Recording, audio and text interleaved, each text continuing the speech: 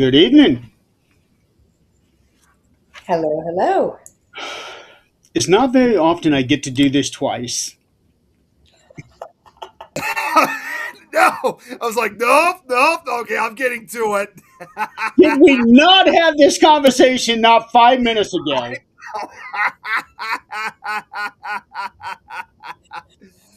Damn Wow. it. Even Adrienne would have been so proud. I'm sure she would have. I'm just glad she wasn't. I'm glad to be honest. I'm just glad that she was not on yet. Oh, she can always catch the replay. Yeah, yeah, that's right. Wow. Okay, well, I am still working on getting this thing showed out. It's trying to share this thing out between the phone and the computer at the same time is it can be such a pain in the ass sometimes. Oh, I'm sure. Yeah. Um, and sometimes it never pans out very well either. So, all right. So tonight on Supernatural Talk, we have an anomaly. We have not had a guest on this show in well over a year. So, pretty exciting times now. We actually have a new face on the show for once. Yes, Because usually when we do have a guest, it's somebody that people already know, right? that's right. And now we have somebody we don't know, except for Adrian, of course. So, Lynn, tell us, who the hell are you? The little known Lynn.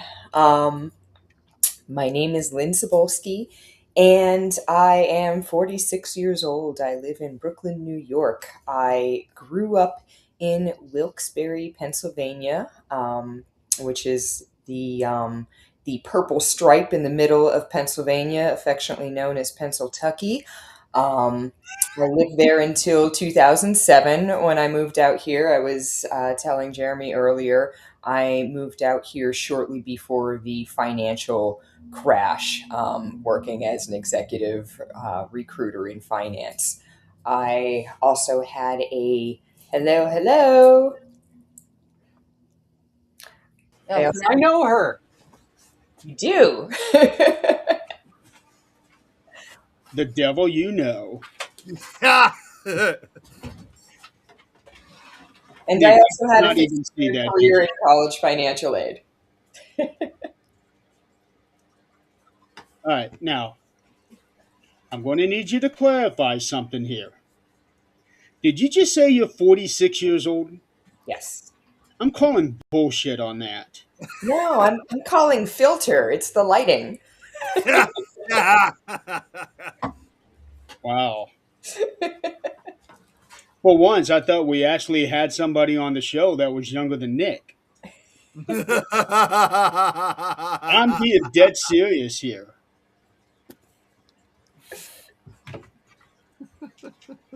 I, Hello, Adrian.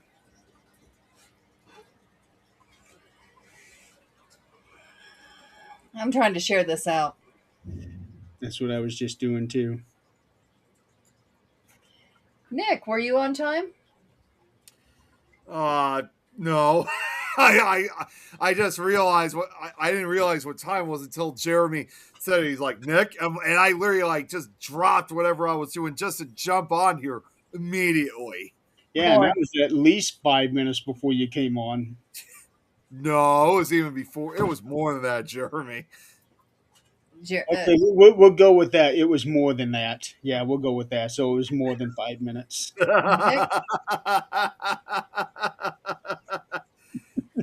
do you have an Alexa? I do. I do, but unfortunately, There's my this dad has it handy though. button. You know, set timer. Yeah. We go through this with him every week. If my ass can do it, my old ass knows how to do that. You certainly can do it. Now, to be fair, you were later than usual today, Adrian. Yeah, because that I is was true. stuck on a call for over an hour with a guy. Oh, I hate that when that happens. Oh, I especially when with a guy. Yeah. I think a girl would have been worse. She'd have lost her temper long before he did. Jeez. Yeah, yeah. So, thank goodness it's my Friday. Well, welcome to your short vacation. Yeah. Oh, yeah, and we're off Monday too. So, yeah. Awesome. Okay, so I need to ask this because when I was in New York a few years ago, I visited a friend who also had an apartment above them stores. Um, this apartment that I went into was about the size of this room. Is yours the same way? Our apartment and every apartment I have lived in here, they have been so ridiculously small. Um, this we have a three-bedroom apartment right now, one bedroom of which is my partner's book collection.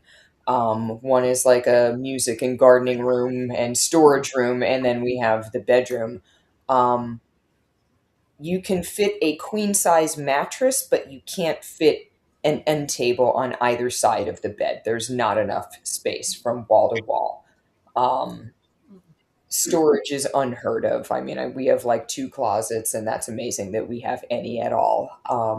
Most of the buildings here were built for, families or slaves or just, many groups of people living together, and now they're trying to like section them off into apartments, but it's like, things are weird sizes and weird shapes. And yeah, definitely much, much too small. You just learn to pare down.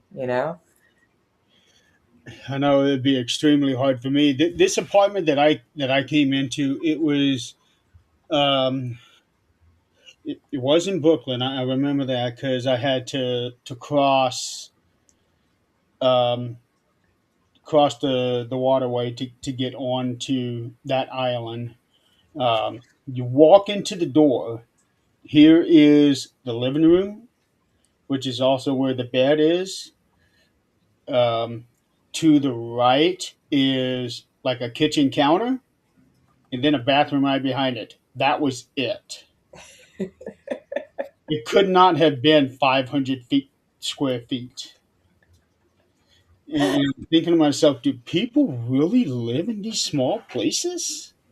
They really do. And it's just one of those things that people get accustomed to. But every time I travel with someone who is a native New Yorker, it's like one of the first things they talk about when they go to anyone's like regular house, regular apartment. It's like, oh my God, you guys have so much space. Oh my God, you have a yard. Like the yard is the big thing. People have to go to a park to get the nature thing. Just the idea that someone has like windows big enough to put plants on or that like postage stamp of yard is a lot out here. Part of why we love this apartment is because if you go out the window of the back bedroom and walk onto the roof. It is enclosed by metal bars, so we have like a makeshift deck. That's sort of a thing out in Brooklyn where people hang out on their roofs that are not really meant for like people to be kind of walking around, but they have parties, they have gardens. I'm guilty. I have a rooftop amateur garden. Okay, so how close are you to Central Park then? Oh, I mean that's like a train into Manhattan. So I mean it's doable, but I'm closer to like well, McCarran Park is here in Williamsburg. That's the section of Brooklyn Oh, I'm in. So I got my geography mixed up. I was thinking Manhattan. Yeah, I got my geography mixed up. So, but still, Brooklyn. That's pretty spacey area, very crowded area. it's pretty crowded here. Yeah, for sure. No, no. Mm-mm. Okay, and what part did you say? Williamsburg. Williamsburg. Okay, I'm actually looking this up. Or you or- I'm more familiar with Prospect Park. Yeah, I've been to Prospect Park many times. Yeah, because I actually kind of had to integrate Prospect Park into something that I worked on a couple of years back. Yeah, my partner Alex grew up like very close to Prospect Park. Okay. It- Oh, the pitter patter of small paws. He's got my house shoe, which is now his house shoe. Oh, Okay. So so you do tarot. yes. What sparked your interest in that? Well, I always knew I was intuitive. Um, growing up, I had always seen, shadow people and sensed presences and things like that. Um, but I grew up Catholic, and so it was hard to explore. I mean, the official, rule was, hey, all of that stuff, you dabble in tarot or Ouija boards or whatever, you're going straight to hell, one way pass. Um, so it wasn't until my late 20s, early 30s. I had moved out to Long Island and I had this dream of my hands shuffling tarot cards. And up to this point, I had like two tarot readings in my entire life. And that was when I was in Pennsylvania, and they foresaw me moving to New York.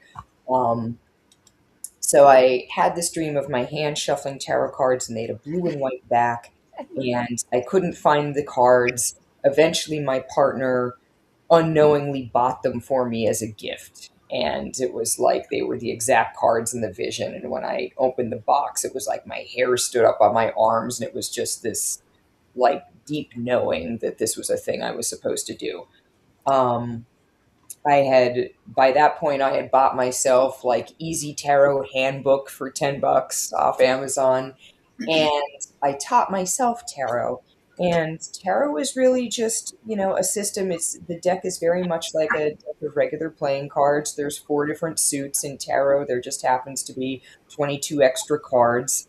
Um, the suits correspond to the elements. The numbers have their own sorts of meanings. So it's not that hard to pick up. What I think for me and for most people who are doing this type of work, what speaks to us is the images on the card.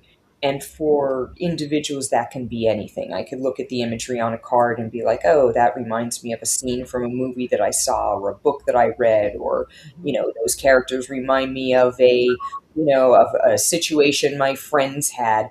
It's like your entire life experience becomes elements of language that are used to communicate between the tarot reader and whatever you want to call it. Is it spirit? Is it the universe? Is it, you That's know, like, yeah, that's like I tell you, Jeremy, when we talk about mediumship, it's the same thing. It's, if somebody is trying to tell you about a bank or something, you may see a picture of your bank or one as a child or something that draws your mind to whatever that is for you. So you can't teach somebody the same thing, because it's going to be something different for them. Mhm. Yep. Right. I mean, that being said, like, the times where I've done events that have other tarot readers, Mhm. sometimes there's a party and, they hire a couple different readers and we're just reading all the guests all night. Um, there are party cards for sure where, like, a number of people just keep pulling, Ace of Pentacles, Five of Swords, whatever it Mhm. is. Mhm. But yes, I mean, I feel like everyone kind of has slightly different or even vastly different meanings for their cards. You don't have to use tarot cards. I mean, I can do some form of divination with, crystals, with tea leaves, with, leaves and objects on the ground. I mean, anything is kind of open. It's just, I think tarot, because it has so much imagery onto one card, it just has more potential to communicate more information versus if I'm looking at like leaves in a cup, there are only so many clumps there that are gonna give me stuff. So, my daughter sent me tarot cards. She said, I heard that you have to have them gifted. And I'm like, sure. Okay. And I would love for you to gift them too. She didn't open them to see what they were. The front said badass tarot cards. Yes. And I opened them up and went, oh, well, these are a little explicit. And yes, they very, very much were very explicit. But that is now my favorite. They actually opened a witchy store here in Greeley not long ago. I Yes. didn't find out about it till like Monday. So I couldn't go. And about the same time, a woman said, I found you on the pagan page. And I'm like, huh? She said, I opened this new page and it was a witchy pagan page. And it was just all locals. And so now we're all going to get together. She does runes. And I Cool. would love to see her do them. Not that I can do them, but I would love to see her do them. And she's going to teach us how to do that and make the incense, Oh yeah. little cone Oh, incense. yeah. We're going to have something every week where we teach each other. I think it's just going to be fun. That's going to be so cool. That's going to be so much fun. Have you had that before, like that community space where it's the best. Brooklyn used to have a group called Tarot Society, and that's actually how I started reading Oh, wow. professionally. My partner took me to, this group we saw advertised, and it was being run out of a yoga studio, and they would have like 9 or 10 tarot readers around the circumference of the room, and people would pay a suggested donation like 5, $10, and Mm-hmm. they could go around to like all of us if they wanted to and get a tarot reading. Oh, And the wow. purpose of it was so if someone wanted to learn how to read tarot, they could sit down with somebody and learn. If they wanted to just kind of discuss their progress, or if people wanted to kind of, it was just a community space for that sort of thing. And some of my closest friends to this day are people that I met at Tarot Society. Um, One of the reasons it broke up is we lost the yoga studio. The yoga studio was like renting whatever. Again, we had like suggested donations, and somebody with the studio went online and said, well, how much are people getting paid for readings? Like, oh gosh, some people are getting paid like $200-300 for readings. They must be making $8,000 a night at this event, and we're only charging. So that's how that unfolded. But that was my introduction into reading professionally. And I remember the first night that I read, it was like Valentine's weekend. And I Oh, had only read for like, a handful of people, the person who had hired me for the event. And I just remember like seeing all the people walk in, and I'm just going, a uh-huh. lot of ways. Right, right. Yeah, I think this little store is going to try to do tea and tarot like Yes, one yes. night, something like that. Well, it's a work in progress, and I'm going to go check it out Saturday. But yeah, I thought that was pretty cool. I know It's we got. great. Um, hey, Robert. So um, Sue asked, "What is Lynn's favorite tarot deck?" My favorite tarot deck. Oh, um, It sounds like that badass one would be just by the way that she reacted to that. No, you don't understand. This has penises on it. This has Ooh, that kind this of has badass tarot, like the love bachelorette card. party badass tarot. The love card. It says love on the bottom of it. I don't remember which card it was. I haven't gotten to really mess with them. Is two women kissing. Yeah. Um, Excuse me. Another one is just all pretty explicit. Yeah, and it's got some funny ones. I mean, just they're just really funny. But yeah. I would have to say, I mean, my favorite has to be the Aquarian tarot because that was the one that I saw in that initial vision of my hand shuffling the tarot cards. With that said, there's this deck called the Prisma Visions Tarot that I am really in love with at the moment. Right. The artist James R. Eads is just a beautiful, talented artist. I mean, his images are just stunning. Okay, that Aquarian is. I like the I like the artwork on that. My favorite part about the Aquarian Tarot, it was such a great deck to start with because it's easy to read in the dark. It's got those nice, like, clean images and the white card backgrounds. So if you're in like a dimly lit scenario, the Aquarian Tarot imagery kind of pops out. Oh, how cool. Okay. Okay. Let me go back here. Miranda, that is actually my cousin. And Hi. she was saying hi to Max, the little Now I dog. was going to ask, who is Max? That was the Max same is the question I little was going to dog that ask. was in my lap. Aw. Okay. Yeah. So a little backstory on that. Unfortunately, my aunt will not be able to go home. So Max is now going to stay with us, but I'm going to take him up this summer to go see her. She's able to have visitors, so she'll get to go see him, or I'll get to go take him to see her. Um, Greg, thank you, Greg. Hey, Robert, Lauren. hey, bud. Braxton, it's nice to see you back. And yes, a penis card. Yes. Yeah, so at the end of the show, I'll show you what I'm talking about. This show, there's not a whole lot of boundaries when I'm on this show because, like, my mouth is filter doesn't happen. Like it doesn't. I'm here for it.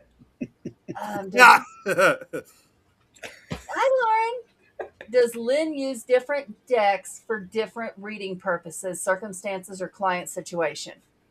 Woo! Hallelujah. Yes, I do. Um, so I have a deck called the Crystal Tarot that has the name of each card in French, German, Italian, and Spanish, which I use if I know I'm going to be working an event where different languages are spoken or there might be barriers. Just seeing the title can kind Right, of help people. right. Um, if I am working an event where I know there will be a higher proportion of people who are not white, I try to use a deck that features like animals or characters or something like that instead of a lot of the traditional decks that have all white characters or, like, all white characters and one token character with brown skin. So I try not to delve into that if I can help it. Right, right. Um, I have a Halloween deck that I use that has cute little pictures of ghosts so that I'm not, so there's a little spark of the sunshine among the goth, which I also like, but, trying to keep it family friendly. Um, I use different decks if I'm reading for healers and other people doing spiritual work. Usually they're doing so much work and meditation, they can handle some really heavy concepts. So there are better decks with that. Um, I can use a deck with angels if I'm talking to somebody who is based in Christianity and they're more comfortable seeing angels and Jesus and saints. There are decks for that. Um, yeah, absolutely. It's good to have one or two decks that are like the regular working decks, but it really does make a difference if you can kind of cater your deck to your audience. Love you, Tammy. So if you keep track of it, how many decks do you have? I only have maybe 15. Oh Not my that many. I God. mean, I know people who have like 70 or 80, and, honestly, it could right down to the, very small New York City apartments. There's just not space for it. I got That was actually the answer I was expecting, 70 or 80. So while we finish this question, if somebody wants a reading, let us know in the comments. That way we can at least know what's going on. Why is my face hot? I certainly know I want Probably one still pissed before off we're from done. that phone call you were just on. No, I've been having I don't know. I've been trying to come down with something and I've been fighting it. It's trying to fight back at this point. I believe in you. Yeah. Whew. I now that I can calm down, I actually called into work yesterday. I'm like, I can't do this today. I'm done. Can't do it. Special needs high school student in my area was hit by a car on her way to school. She unfortunately did or didn't make it. Lauren, please. Oh, I'm please keep. guessing No, I guess she she didn't. didn't. Please keep her Yeah. family in your Yeah, thoughts. yeah, Will do. That's awful. That's I hate when I hear about things like that. yeah, yep, yeah. yep. I saw something come across my feed just a little while ago, right before I got off work, that said lost juvenile, just a street down from us. I'm like, if that was my kid, I'd be freaking out. Didn't. And so, and we have a park behind us, so I'm always watching out that window when the kids are getting off the bus. I try to take my break around that time to make sure they're getting at least from one end of the block to the other where I can see okay, even though That's so nice. That's so most of them are nice. high school students. But there was one point I called the police because one had a gun and was selling it to another one. I'm like, are you I are you remember. kidding me right now? I remember that one. Yeah, yeah. I'm like, you got to be kidding. I'm not seeing what I think I'm seeing. You got to be kidding. I No. was I was working at a college financial aid office once at this admittedly very shady school that got shut down. And one of the students brought in a duffel bag and came in and said, "Hi, Miss Lynn, can I like keep my duffel bag in your office?" And I go, "Oh, sure, you can keep your duffel bag in my office." And it had guns in it. It was like, 10 minutes later, a police officer walked in and they just took the bag and walked out. Wow. Jeez. And the thing is, with today's society, that is starting to become the norm. I Mhm. know. Yeah, it's I know, and unfortunately yes. I don't know how to say it any nicer way, but I am so thankful my kids are grown because I know that my grandkids have adapted to this, and that scares me that they have adapted to this. Thank goodness they live in a town of probably 200 people. And when my granddaughter snuck out, all the neighbors were calling, "Do you know your daughter's?" Yes. That's what we need. Raised by a village. That's it. That's it. Yep. I mean, when I lived in Kentucky, it was don't call me, discipline that child, then send him home. Gotcha. Not a problem. I tear his ass up. No problem. Has Lynn considered designing her own deck? Uh, what That's a good themes question. are That's a attractive good to her? one. What are the Sorry, what was the last part? What themes are attractive to you? What themes are attractive to me? Ooh, gosh. Of course, I have thought about it. I lack both the artistic skill and the patience, but boy, can I dream. So AI will help me with that surely someday. I would love to see a Lisa Frank tarot deck where the characters on the card and the pictures on the card correspond to the traditional tarot meanings. There is a Lisa Frank tarot deck out there somewhere, but the imagery doesn't really match up, and so it's kind of hard to. So I won't get it because it will be weird and clunky to read with, and I just want a higher standard. I love color. The more colors and combinations of colors, the better. So any kind of deck that would have like a range of colors, that would be the most attractive. I tend to like associate colors with feelings or things, Mm-hmm. so it's like Most people are like, red is anger, but it's not to me. So it's like, I think if I did that, I would screw a lot of things. Well, I can definitely understand red being associated with anger, but I also see red as something involving love too. Yeah, that is But a see, good point. right, because that's what we're taught to think. That you see red when you're mad. No, I don't. But not unless I hit somebody and they're bleeding, I don't see red. But um, and love, we're taught to associate that with the heart and red and things like that. But if you completely try to disassociate with what you've been taught, hey sweetheart, um, then those colors mean something different to you. Red to me is calm. Like put me in a red room and it's calm. It's elegant. It's just calming. Are you like metal yoga also, I have Tommy? never done it. No, no, no. Metal will make me see red or see red Okay. on Zach because he does that metal stuff, and it's like, how do you understand the words to this? He goes, if you stop and listen, you would understand. No, I do not. Absolutely, I do not, and I can't get past the screaming. No, I know some people that just like puts them right into the Zen zone. That's him. That is him, and I'm like, how? All I hear is screaming and anger and no. He says, well, how do you understand your country music words? And I said, well, they're plain as day. He said, well, mine are too. Usually, yes. Huh? Usually, yes. Yeah. Well, now it's become more rap than anything else, I think, and that's kind of showing Well, my age. But thank you. You're welcome. So this is the deck. This little let me. badass deck. Check Nice. that out. Yeah, that's the one that I found when I searched for when you mentioned it.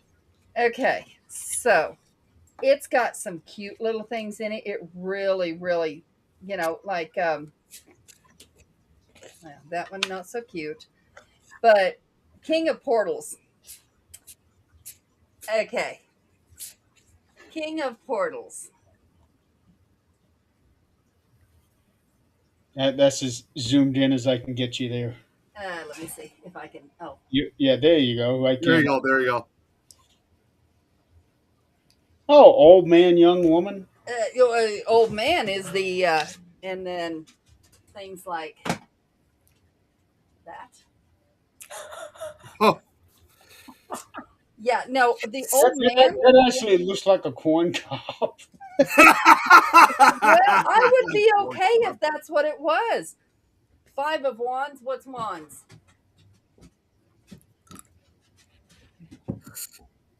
Okay. I'm saying there is a party for this deck, for sure. I'm gonna say I'll probably never attend that kind of party. Well, actually, I know a group of people that you would have at the house, and you could use that deck of cards. Oh, and this one, it's like these are just like fun because it's the Wheel of Fortune, Yeah. and he's gonna shoot the cigarette, and these are all famous people. I can't even think of his name now. He was the Playboy Bunny Hugh owner. Hefner. Hefner? What was his name? My goodness. Hugh Um, Hefner. you Hefner. Hugh Hefner. That was him and his wife, the old lady and or the young lady and the old man. Nice. So I yeah, have never seen an old woman with him. It has always been No, somebody I who's I I haven't either. 25. Max, you're not the lady you Whoa. think you are. Jeez. Knock it off. Rose, Ghost. Okay.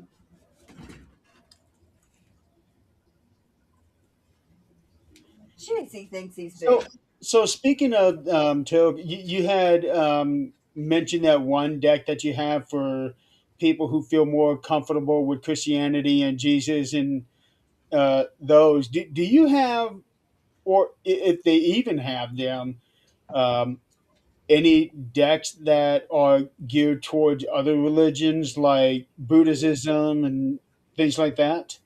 There is actually, I have a deck. This is my, it's like a booklet and a deck. It's called the Tolku Oracle. Um, this is what I do for my morning ritual instead of reading a tarot book. I pull one of these cards. I want to say there are like 50 some cards in this deck, but they could be anything from, like, here's a honeybee, and they go on about like all the different cultural connections and spiritual connections to honeybees, if it represents, gods or goddesses and things like that. Here's the ohm sound. We know that's like the, primordial sound. It can be a raven. I have a raven totem, so I feel like that's really significant. Sometimes it's just like a chakra that we're supposed to be working on. Um, but that's what I do. And this deck has just, references to, you name it, it's in here someplace. I'm kind of, um, I don't really stick to one tradition. I just kind of like to mix them all up and see what speaks to me at any given moment and not really commit to anything. Braxton says, now, little background. Braxton is in Louisiana. Okay. Um, so we love to go into the voodoo hoodoo with him. But he says, I love the Japanese item in your background, ma'am. Thank you. Thank you. I got this right before the pandemic started. Um, and I do not know the poet's name, but my understanding is that the poem is about plum blossoms because, they're like the first thing to blossom. It's still winter, there's still snow on the branches. And so the whole poem is about the beauty of the plum blossoms in spring, and the whole symbolism is perseverance. You don't have the poem? I do not. But it's whatever this is right here. This is the poem. That's the only writing on the screen. We Would you will take a picture of screenshot that that. and try to do a reverse search? We will screenshot that, send it to my son, Yes, and please. he will be able to tell you. He teaches English in Japan. Well, I'm sure Zach told you There that. you go. I have a bachelor's degree in English and a spot in my heart for English teachers. Especially in Japan, with I guess they're they're usually challenged children that he deals with. Anyway, But I tell you what, he is so good with those kids. He's he's amazing with them. I would not have. Well, in Japan, the kids don't act like they do here. well, are Um, they unique. have some manners to them. Yeah. So Which is a rare commodity these days. Mardi Gras voodoo tarot deck. Hmm. I can see that one being a fun one. Well, I don't know that it would get much more Mardi Gras than this deck. I don't know. They do some pretty weird shit down there. Yes, they do. Yes, they do. Oh, I know. I was there. I did that pretty weird shit. You get all those wonderful beads if you show your boobs, man or woman. It don't matter. It's show me your boobs. Nick, you want to go? um, I mean, I would like to go. I would like to go down there, but I don't know if I'd want to go for that occasion. He still hasn't conquered the boobies of Illinois. No, no, Watch it. Watch it. Nick. It does not matter if you go in December. You're going to see people on those balconies holding Yeah. up those beads saying, show me your boobies. Well, in December down there, it's still fairly warm. Yep. Yeah. Yeah, I don't know. That's one of my favorite places. Humidity is awful, but so is dry. So pick your poison. I don't know. All right, now, Lynn, with tarot reading, does your partner do the same things too, or is there any? No. Hard no, absolutely not. Um, my partner is an atheist. He does not do any of the tarot, spiritual, woo Uh, woo, nothing whatsoever. Nope. Yep, that's mine. That's mine.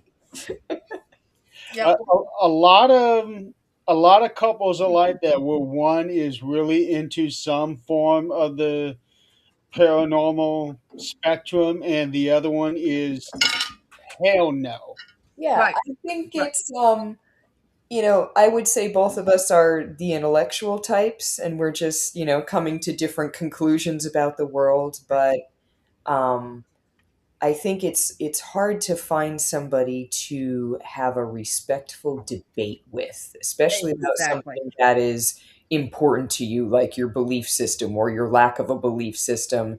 And, when you find somebody who can hold the opposite point of view and Yes. still look at yours with curiosity and respect, Yep. and, when both people are willing to say, well, hey, we could just put a pin in that. We don't have to have an answer to that. We can agree to disagree. That is something I feel rare and special. It is Hmm. truly one of the things I appreciate most about my partner is that I know that there is no possibility that I'm going to go like too far into the woo woo Hmm. land. It's going to be some kind of conversation. I'm going to be grounded in reality no Hmm. matter what. Hmm. This is why I was telling you earlier, before we went live, why I've been kind of staying away from the paranormal, because that respect factor has seemed to all but disappear. Mhm. So Yeah, luckily you found somebody where you can be able to have that kind of conversation and still agree to disagree. I think a lot of ideas and beliefs about, tarot reading, divination, psychic work, the paranormal. I mean, some of these are kind of like buzzwords for, occurrences and things that have been happening throughout all of, human recorded time. Hmm. But here's where I'm going to get controversial on your show. I think one of the people who has been a main contributor to kind of like helping to mainstream some of this stuff is Taylor Swift. Hmm. She's got crystals and symbols in all of her stuff. And I think that has really kind of made some of this stuff a little more mainstream and a little less scary to people. Hmm. I am not ashamed to say this, but I am a huge Taylor Swift fan. She's got such great lyrics. Come Yes, on. yes, Yes. she does. Okay, so since we're going in this direction, what is your favorite Taylor Swift song? Oh, for me, I think Anti-Hero resonates the most, personally. Oh, that's good. The music video is creepy as hell, especially the way that she comes in behind herself in the bathroom. Yeah. I love the part where she's like, the eat me, drink me sort of thing. I remember being little and, Alice in Wonderland, and I felt like even then that concept resonated of like having to fit yourself to the different situations. Hmm. Yeah, she's an absolute genius when it comes to her lyrics, her music. The later stuff I'm not too crazy about, but the lyrics themselves, she's unmatched. I really didn't get into her until, I think Midnight's was a standout, but the Tortured Poets was really the one that like clinched it for me. I said, okay, I have to just like admit that over time I've become a Hmm. Swiftie. But yeah, I mean, she's got all these different eras, and some of them are like, yeah, I've been there, done that, got the T-shirt, and then some of them are like, oh wow, these are some insights that she has come away with. I can't wait for her to like keep getting older, and I hope she keeps writing songs. Because 40s, I mean, this has been a trip, and I feel like there are some anthems I don't see her stopping. She did make a comment, which I have to give credit to my best friend's son that's with me right now, because I'm not a Swiftie. Absolutely not. She left country, she can have it. But I think all the popularity about her is getting a little crazy. And it's not her fault. It is not her fault. But um, It's on the same level as what Michael Jackson's was. exactly, Yeah. exactly. Not his fault. It's everybody took off with it because they're good, and that's, you have to give them that credit. They are good, or it wouldn't have happened. But he told me that she had made a statement that now that she's with Kelsey, Hmm. that she doesn't see her lyrics being like they have been because she can't use her heartbreak to pull from. So I think we're going to see her go in a different direction. I told him that'll change. This is celebrity marriage. It's going to go the other way pretty soon. Don't worry about it. Well, just because you're in a happy place, that does not mean you cannot go back and seek inspiration in the dark places where you used to be. Because a lot of people still do that today. They go back into their memory banks and pull from them. I do that. That's It might, true, but for women, we live in the here and now, and it's really hard to pull, actually feel what you felt back then, unless you still do. And if you still do, you should probably reevaluate your situation, because you shouldn't be able to even feel that anymore.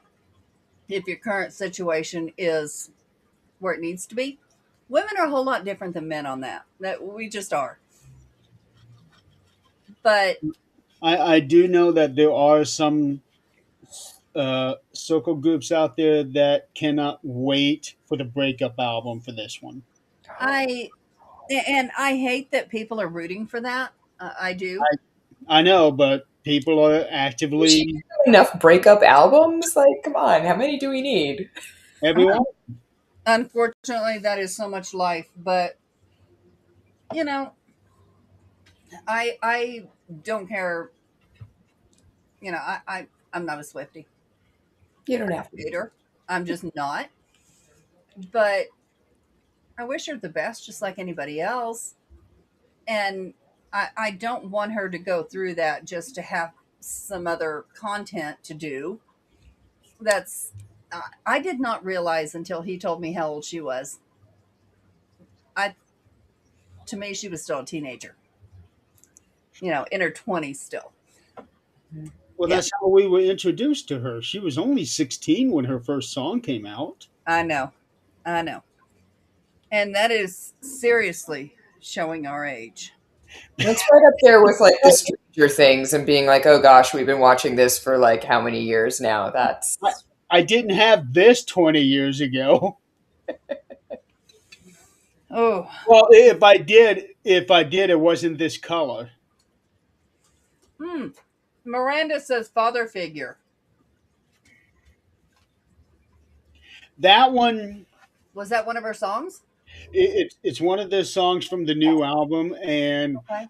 more people are saying that that is about Brahman, the guy that had weird. bought all of her masters and wouldn't sell them to her.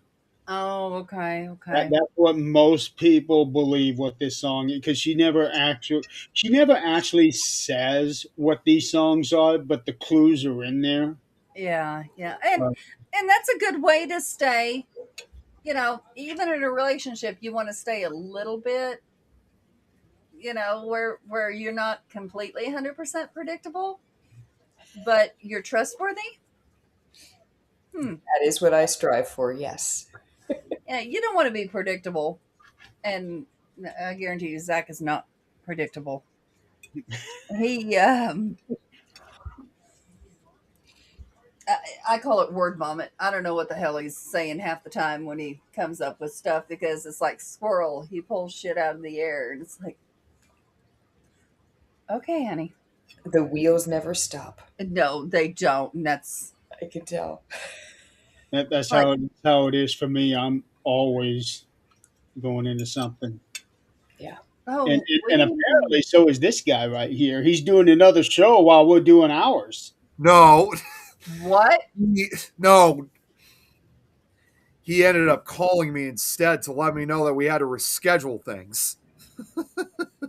Oh, good. That means you don't have to leave here I don't early. have to leave. That's what I was going to tell you. I was going to say I have good news to bring up. It took all of 15 minutes for him to figure out he's not doing another show tonight. I got better news. Well, it wasn't 15 minutes. Take It your was. phone. Take it. Take your phone. Put it on mute. Take it in the other room, and you That's leave why I it there muted myself. during our own show. No, you mute it during the show, or I'm going to start calling you on the next damn show. I, I actually thought he was trying to talk to us and didn't Yeah, realize I saw. he had himself muted. I saw Oh, that. Put that banner back up. okay. Yeah. Okay, Lynn. Yes. This one is going to take you a bunch of different directions. This is my cousin. She says my mom is here with me at my house, which is my first cousin. Beautiful lady, love you. Um, she's in Kansas. She wants to know if her grandpa has a message for him. Grandpa died not long ago. And while you're doing that, I am going to get a drink Oh, and then she's come the one back that in you here. go and visit all the time, isn't she? Huh? She's the one that you go and visit all the time? Her grandma, yes. Okay. But grandma's not there. Grandma's the owner of the dog. This is her daughter and her daughter. Okay.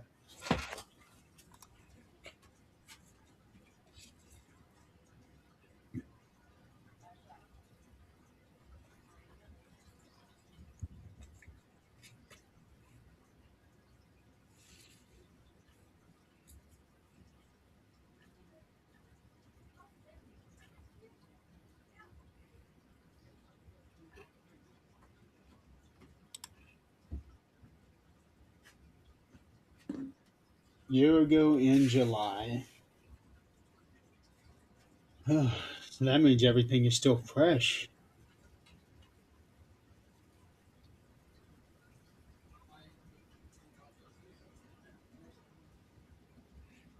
Shh, Chris, we're having a quiet moment. I was going to say it just got so quiet. It Yeah. did. It did. Well, Lynn is preparing herself. She's got a big job to do right now.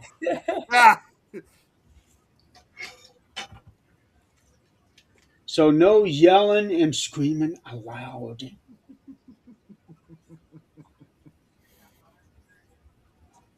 I'm assuming we're waiting for Adrienne to get back. Yes.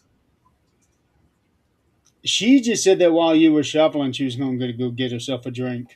Oh, okay. Yeah, we could wait. Yeah, I don't know if she said anything about waiting until after you get back. I didn't catch it. I don't think she did.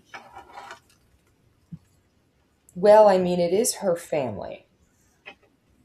No, I'm laughing when Lauren said corn cob, Nick.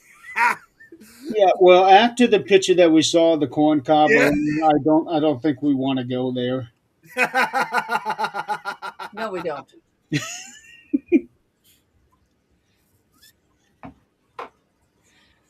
Yeah, so this person she's talking about is my uncle, and I only got to see him once. Okay. Okay. So what I did here, I can feel presence. I felt a presence earlier. I can feel a presence. I can see kind of like a spark, but to be honest, my mediumship skills are like the thing that I'm working on in 2026. So I pulled some tarot cards to kind of augment the conversation. Is there a message? Um, so I pulled a reversed death card, which always means like death is not the end, sort of thing. Um, followed by the Nine of Swords. Nine of Swords talks about anxiety, and so this is like, hey, don't be worried. There's nothing to be worried about. Um, we have a Two of Swords, so it looks like somebody is trying to make some sort of decision. I'm hearing grandma. I don't know how they are related, but there's some sort of decision that is being made, and there is paired a paired reversed Five and Six of Cups. And so this has something to do with Five of Cups is kind of looking at um, bad situations instead of good situations, and it's reversed. And so that would be saying if someone tended to look at the negative instead of the positive, that cycle is ended. They're able to see things more positively. And then this reversed Six of Cups. Six of Cups talks about like having all the options in front of you and being able to kind of like pick and choose what you want. And so that being reversed is kind of saying, hey, this wasn't my choice. This wasn't the option that I would have selected. Um, there is also a reversed strawberries card, which is unique to this deck. Um, Essentially, what this card is saying reversed is it saying I am less concerned with myself and what is good for me, and I am now more focused on the experiences that others are having. And then this is not meant to freak anyone out. It came out in the reading. I pulled the Devil card.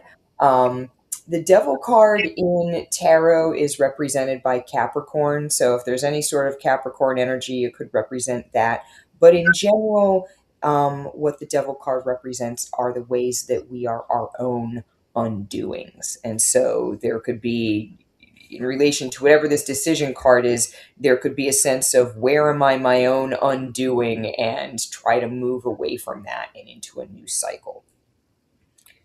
That is what I'm getting. Does any of it make sense? Oh, It made sense to me. Now, Miranda, Tammy, If it makes sense to Miranda, that's the important thing. That's right. Miranda and Tammy, they're both right there together. Oh, okay. Tammy is my beautiful cousin that came to the wedding. She is an absolute gorgeous doll. She's amazing. I have not gotten to meet Miranda personally. So this is the family that I was adopted out of and reconnected with. So it's, I'm meeting everybody slowly, Wow. which, at my age, better get the hell done because yep, some of it makes sense. Yep.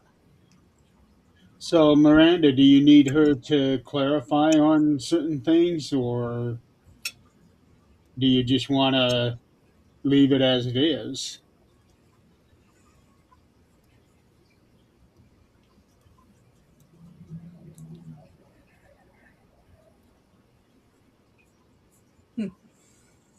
Miranda, I got some because as a medium, I'm not as connected as if I know everything,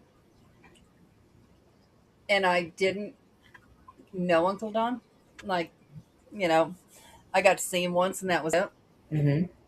But the message I'm getting is don't worry about it. It's okay. This is how it's meant to be.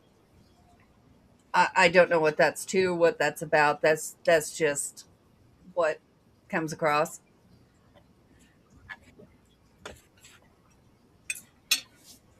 Now we have Joanne, who's asking for a reading. yeah. Oh, Joanne, I'm so sorry that you're doing wow. 25 inches of snow. It felt like we got 25 inches last night. Holy cow. Oh, Miranda said we need help on guidance on what he wants us to do for Grandma. And I'm just going to leave that one right there, not give any more clarity than that.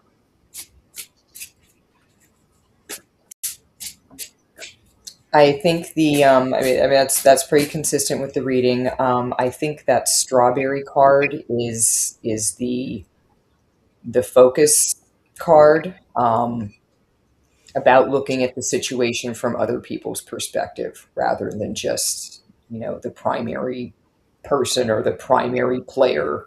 Like not the player one perspective, but the perspective of everyone. Do you do mediumship?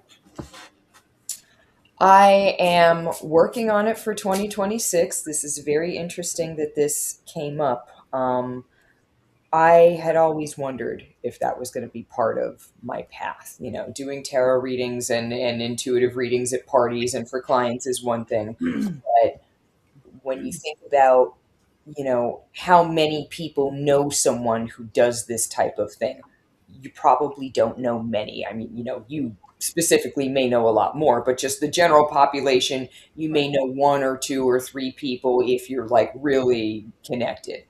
Um, so I started thinking about like when somebody passes away, if they can communicate with us and they've got a message for somebody, what are they going to do? They're going to go to somebody who they knew, who they think might have a pretty likely ability, right? And so one day I was just like, shit, there might be a lot of people trying to like reach me at some point. Like maybe it hasn't happened yet, but like there could be, 1 or 2 years that kind of tip the balance.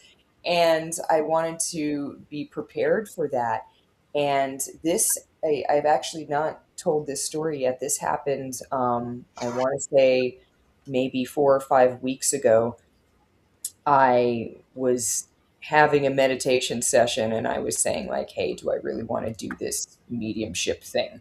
Um, because it does involve a certain amount of, practice, making yourself available, setting boundaries with something that is intelligent that you're then giving permission to kind of enter your home and stuff like that. And I was meditating and then I decided to read some tarot cards. I took my deck out. The moon card just fell out of the deck before I could shuffle the cards. And at that same moment, I got a text message, and it was like a spam message, and it says, "Hi, my name is Alicia from Crossover.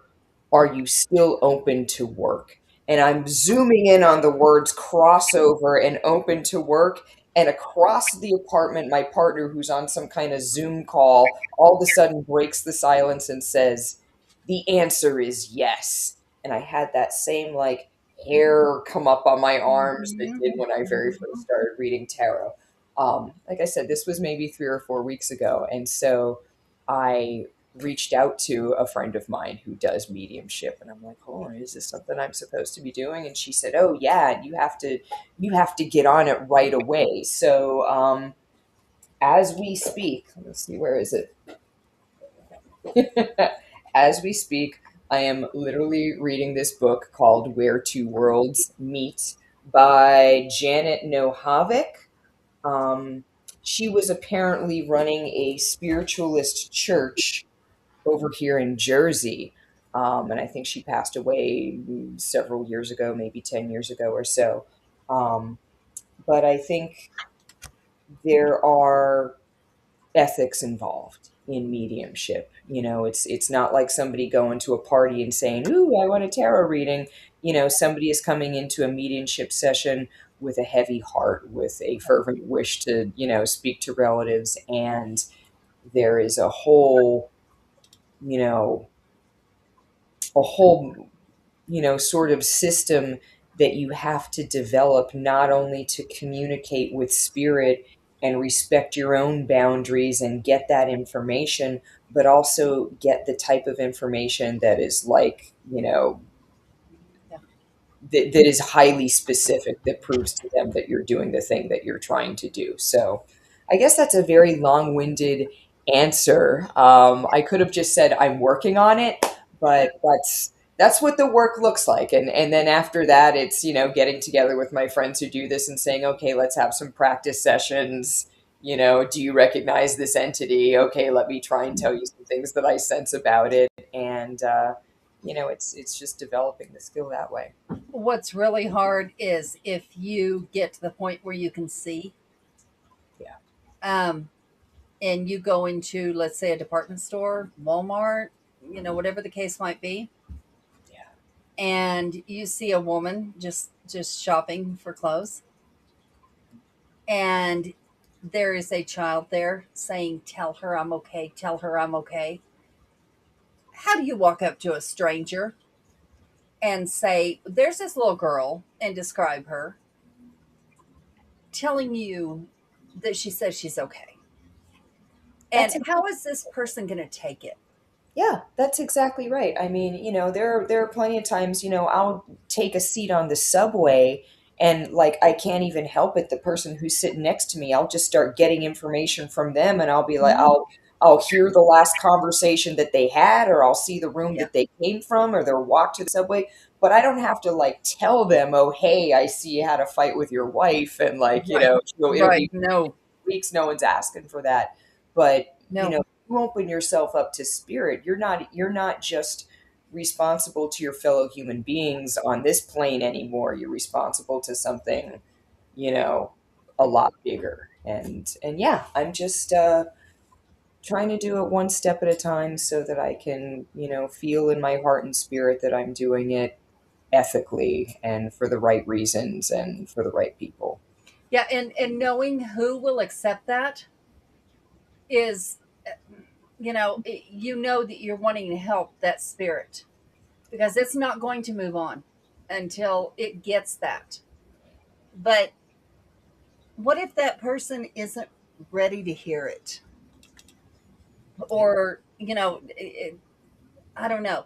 There's two kinds of people, I think. And one is they're willing to hear anything from anyone, whether it's a fraud, whether it's not, of what they want to hear.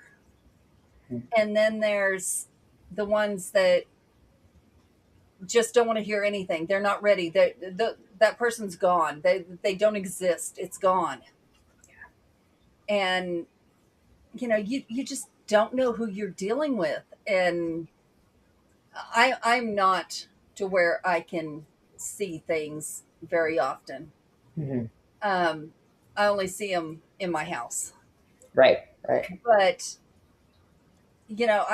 I don't know what I would do in this situation. I do know someone who was in that situation and did walk up to that person, but Mhm. that stuck with me. Would I do that? Probably not. Yeah, yeah. And then that little spirit would follow me home until I did, and that's a whole nother problem that I'm not ready to face. Yeah.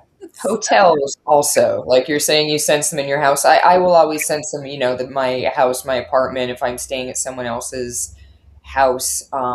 There is real science behind that. It's when you're trying to do like meditation and things like that. I think your brain waves, they go from like, beta to alpha and then to theta. And it's like that time right before you fall asleep or right when you wake up, that your brain waves are in the right place to be able to sense the presence of spirit. And so yeah, again, like to practice something like this, then you're saying to yourself, well, I'm committing to yeah. finding some time in my day or night or middle of the night when my brain waves in the right place. Yeah, yeah, yeah. And hotels, I know what happens in hotels. I have worked in hotels, and I Oh, know. then you really know what happens in hotels. Yeah, yeah. And I I think there's a barrier there that says nope. I'm no. Um, I actually stayed in a hotel, and Denny was on here earlier, and he I was in a motel that was built in like 18 something. Mhm. And so it was a brothel, it was a motel, it was, everything that it could have been. Yeah. And it was a haunted place in New Mexico. So I went, and I didn't get too much, but I kept him on the phone with me because he's also medium. Mhm. And he was like, don't do this, don't do this. You need to do this, and you need a guard. And he was using his pendulum to Wow. communicate. And it was some little girl. I don't even remember the scenario, but I was like, about midnight, I'm going, I probably made the wrong decision doing this by myself and being completely open, saying, yeah, come talk to me. Like, like I can handle all this by myself. Luckily, nothing bad came through, but we won't I be. mean, there's only one way to find out, really. It's just to try. Yeah, just not by yourself. That is probably not the best idea in the world. Just, Right. just no. But yeah, Nate, do you have something to say? Come here. No, I'm just the live studio audience. You're the live studio audience. Yeah. Okay. Oh, I thought he was cooking. I thought so too. No, that's Nate. Oh, Nate. Okay. Yeah, Zach he done cooked, and it was wonderful, and yeah. I was going to ask, by the way, Adrienne, so what did you have this time? Shrimp and sausage on rice and rolls. Nice. Ooh. He tries to cook something different because I cook the same shit constantly. Like I have run out of ideas. I'm done. And I come down from work at 6 o'clock and try to, figure out what I'm doing. Yeah, And we I need am to be nobody's eating by secret 6. chef. So, Yeah, she gets to go straight from work to here on Thursdays. So I'm pretty sure Thursdays are not her easy days. Thursdays are my easy days because I don't have to cook. All I have to do is come on here and act silly. I know it does seem like a pretty good setup, Adrienne. I got to be honest. It really is. I could not ask for a better person. I really couldn't. And They've actually got a pretty nice place over there. The way that they have their house set up, it's pretty cool the way they did it. yeah, so Zach's in the basement where he has no light and he loves it, and I can't do that. I need light. I need no. Mm-mm. But his migraines don't let him do that. So, and then the middle floor is mom and dad. They're on the main floor because they can't climb stairs. Well, Right. dad can, but Mhm. mom can't. And my office and our bedrooms are upstairs, and all the guest rooms are upstairs. Mhm. So, and bad news, Nick and Jeremy. After his brother comes in February, the red carpet comes through the hallway. Wait, what was that? You kind of, the sound kind of went out. Yeah, The last red carpet is yeah. coming out of the hallway Oh, it is? Why is it coming out? because it's starting to pull up, and the Oh, wood floor, jeez. the hardwood floor underneath it is pristine. So we're gonna pull it. Isn't that rug original, though? It is. So a little context for you, Len. The entire third floor is the same color as your screen right now. It's red. The Floor wallpaper's is red. red. The wall is Red. red. The We floor are is red. walking through the Sounds red light amazing. district. Yeah. The So only thing that's people, not red, surprisingly, is the ceiling. Why are you not filming in there? I have, I have pictures in there, and we have investigated in there, and everybody but me has caught a spirit in the corner going to our bedroom. I I haven't. have not. I haven't. Yeah, because you choose not to. Oh, true. But I, I, I don't know who that is. However, there is a man that has come twice, and he's in the basement. Don't know why. He's been down in the basement. The first time he, of course, trying to explain this to people is unreal, but I was facing the whole opposite direction, and he was standing behind me at the freezer. I never turn around. I know exactly what he looks like. I know what he wanted in a matter of 2 seconds. and he was looking for his baby, and I'm not sure if it was a born baby or an unborn, and his wife. And then he was gone. Like, that's all. He was just letting me know and gone. And then about a month later, he showed up. I was facing the other direction. He was at my back at my bed. And it was years later. Like, his goatee had changed. His clothes were about the same, but his red hair stuck out. He was redhead. And it was just like he was saying, I'm okay, bye.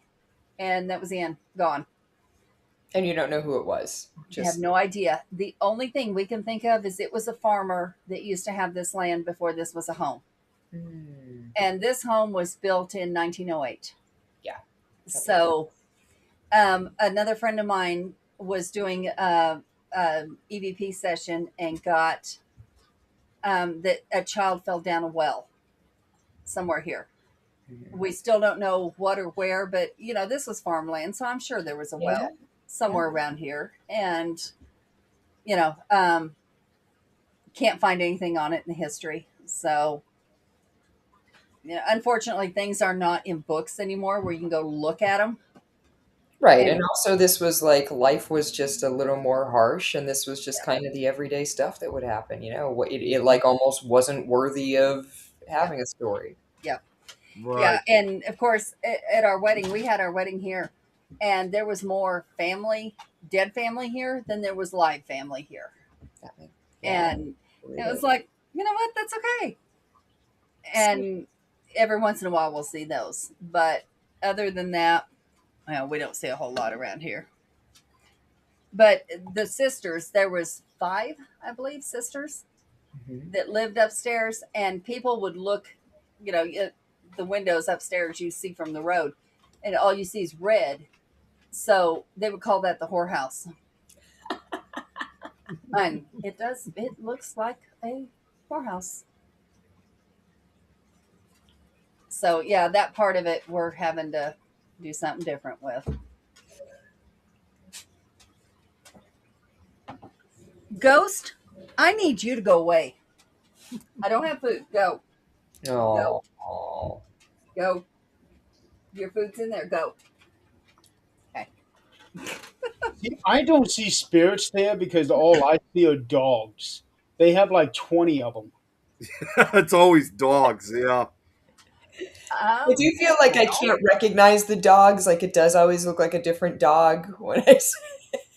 We have 4 of our own, and Mom and Dad have 2.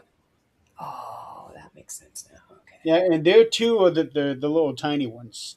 Yeah, Pixie's on her last leg. She's losing control of her kidneys, and she's on her last leg. But Jasper will become probably fixated to somebody when she's gone because that was his best friend.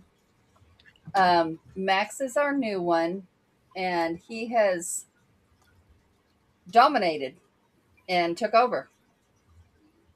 He thinks he's bigger than the other dogs, and he's a rat terrier. So, yeah.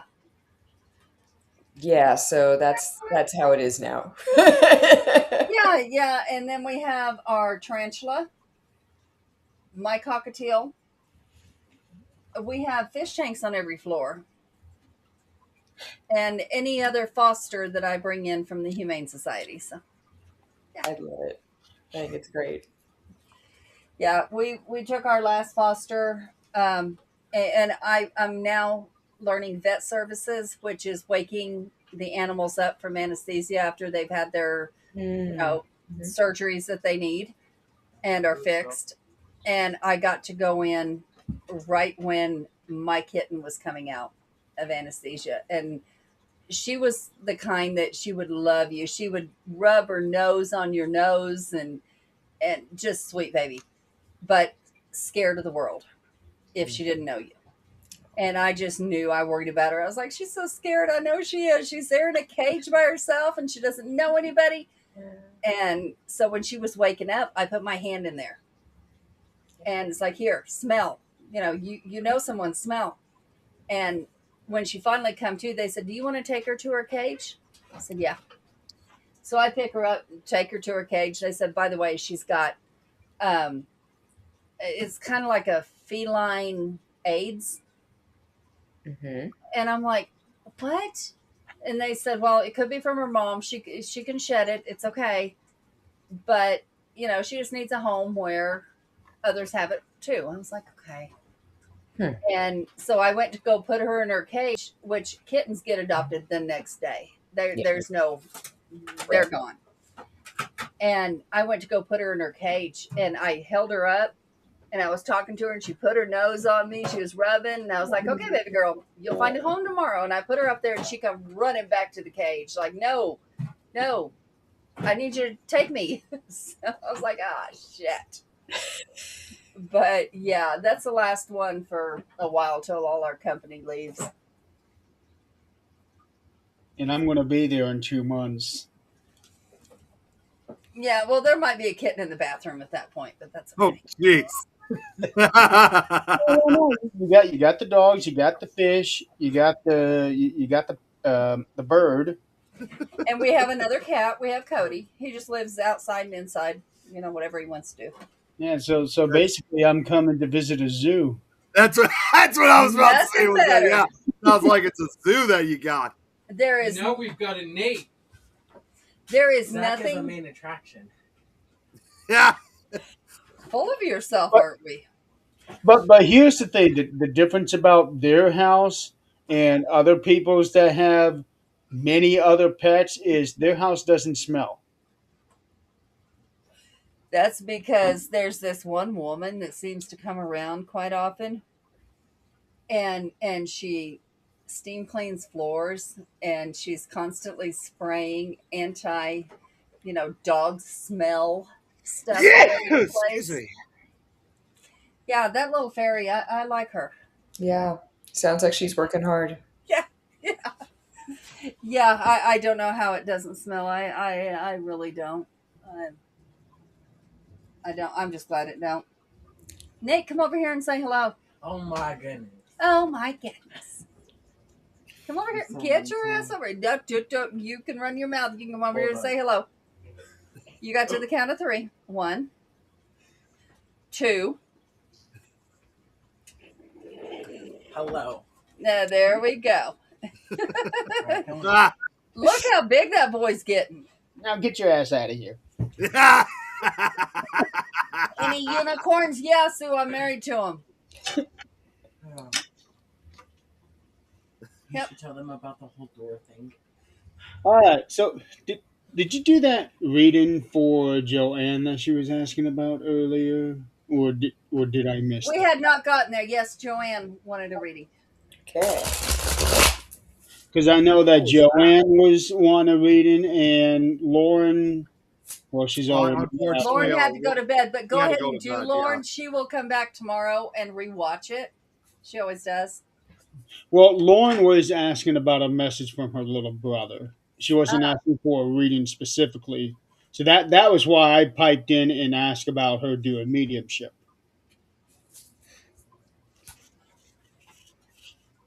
So I've got some cards pulled for Lauren. Do we want to?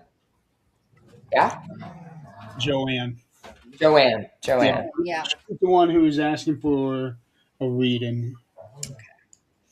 As for Lauren, don't forget your energy. That's his message.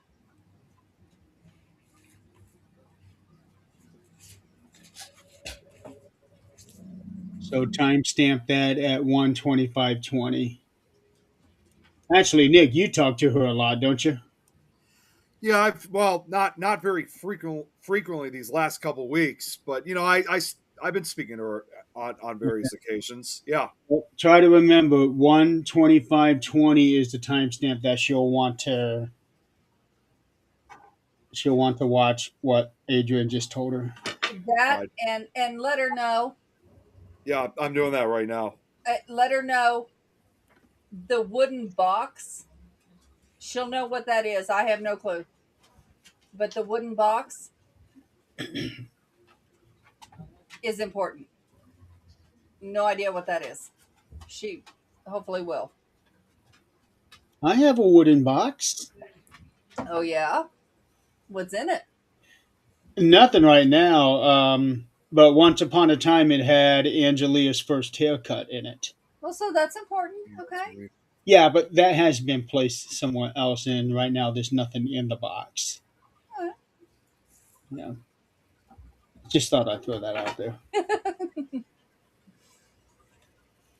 said 125.20. Yeah, 125. Tell her to watch the next minute and a half after that, Or just tell her what I said. or that too. 25. Okay, 120. Okay, yeah. What I'm just saying is, I know you had to go, but when you're able to rewatch the later part of the show, be sure to go to 120.25. 125.20. Oh, 120. I'm sorry, 125.20. Sorry, I got that mixed up. Just tell her I said. Don't forget her energy. Yeah. And the wooden box is important. That's all you got to tell her. Also said, don't forget your energy, and the wooden box is important too.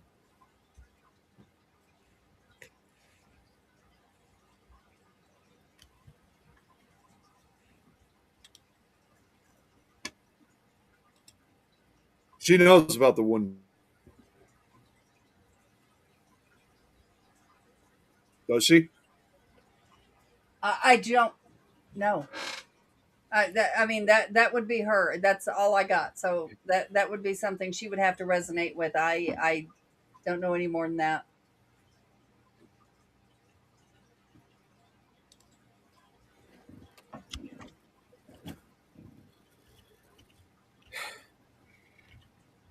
Okay, Lynn, please proceed. Okay.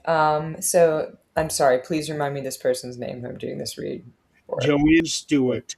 Joanne. Hi, Joanne. So the first card that I'm pulling here is a reversed tower.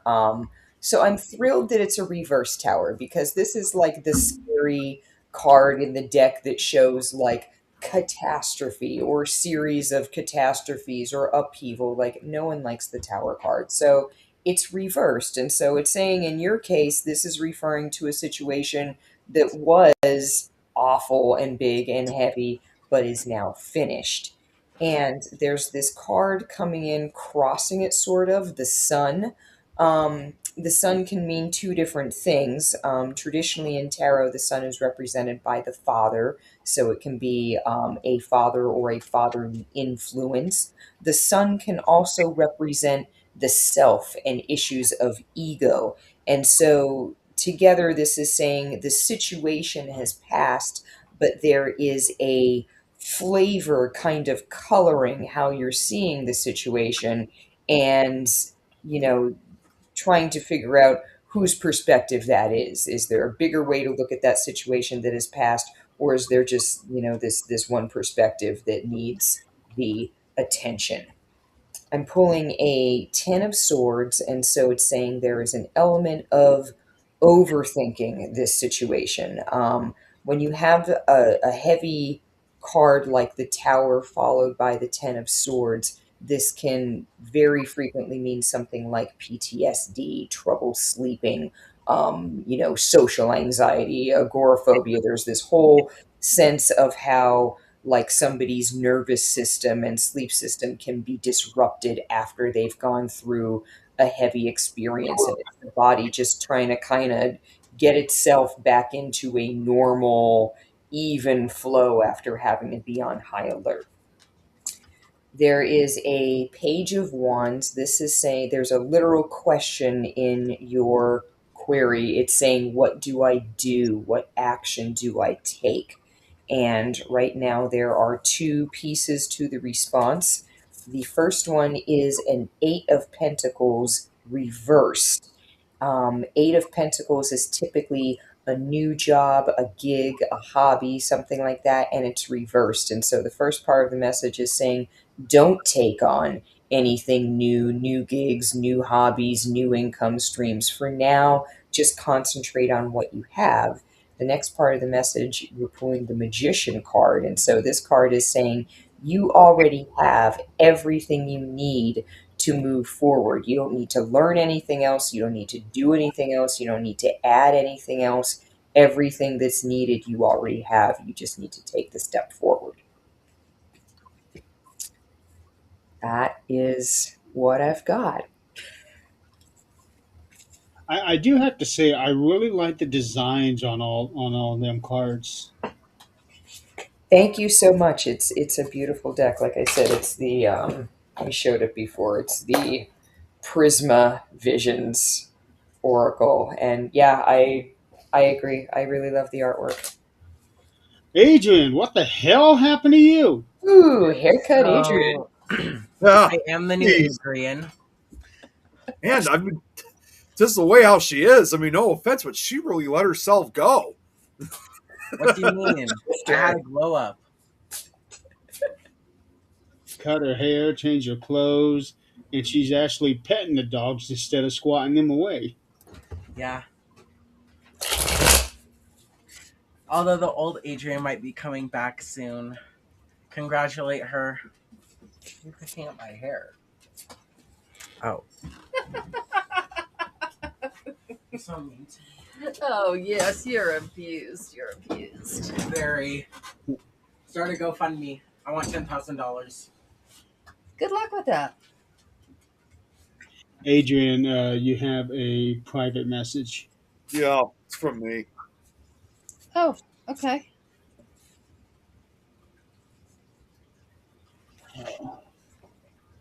Ugh. So, Joanne, you satisfied with everything Lynn has said?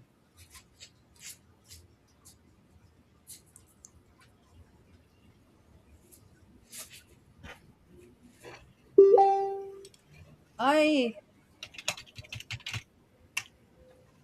Where did you send me the message, dude? Because I don't have it. It's in private chat. Yeah, it's in the private chat here on EVMux. Oh, maybe that's why. It's actually it's in the group chat. Okay.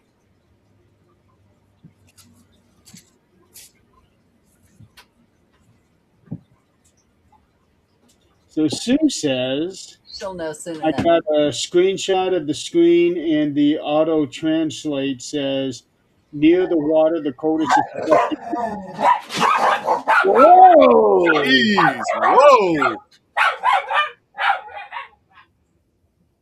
What the hell was that Somebody, all? That's somebody Rosa needs a Jack's milk fight. bone. What was that? That's Somebody Rosa needs a milk bone. Max has been wanting to start a fight all day. So the translation is near the water, the code is suspected to be the market town of Chongqing. And then a whole bunch of Chinese words behind it I am not even going to try to pronounce. Un- Unable to move.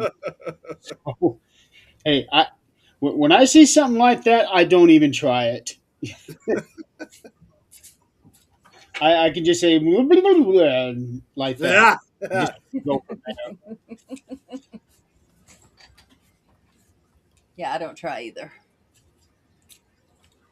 So, oh wow, we got 8 minutes to the top of the hour. Oh, wow. How did that happen? Well, when you're having a good conversation, time tends to fly. Yep. Max, you're in trouble, buddy. Don't lick my leg. You're in trouble. You got in trouble. Come on. Um, I know you told me this off air, but let's also explain to the audience um, another thing that you do. You also happen to have your own show. Yes. So, On so the tell us third, about that. the third Wednesday of every month, I am on the Community Pay It Forward program. We have something called Lynnsday readings. So every Wednesday, every third Wednesday of the month, I give live tarot readings to whoever wants to show up and get readings.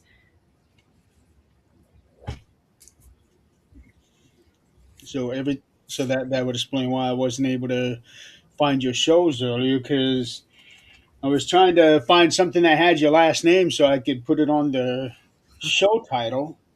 I, finally, I was able to find something for him right around Christmas time. Yep, yep, yep.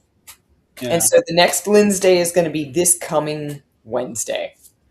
Ah, this Wednesday. Okay. This coming Wednesday, yep. And how is that going for you?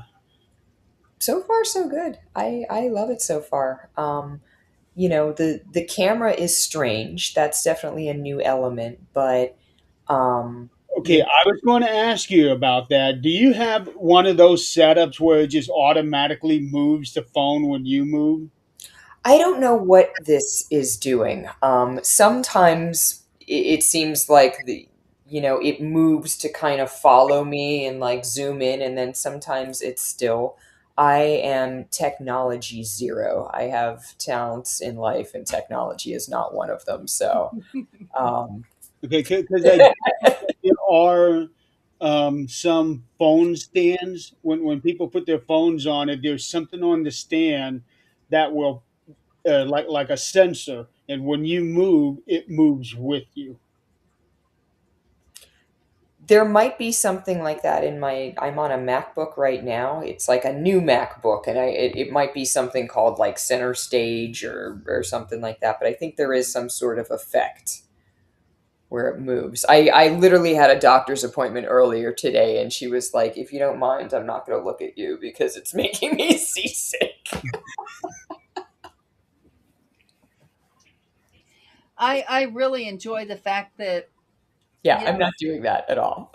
we can do that with phone appointments. We can do that with our psychologists, psychiatrists. I really like that fact. Absolutely, absolutely. I mean, there are so many times where like you feel really, really bad mentally or physically or both, and you're just like, I feel too bad to leave my Yeah, home, you yeah, know? yeah. Or you think about the drive there, and then you got to get it. You got to do this. You got to. And by that time, you talk yourself out of even going. And not every conversation has to be in person, you know? Sometimes you Right. just have a question or two and done.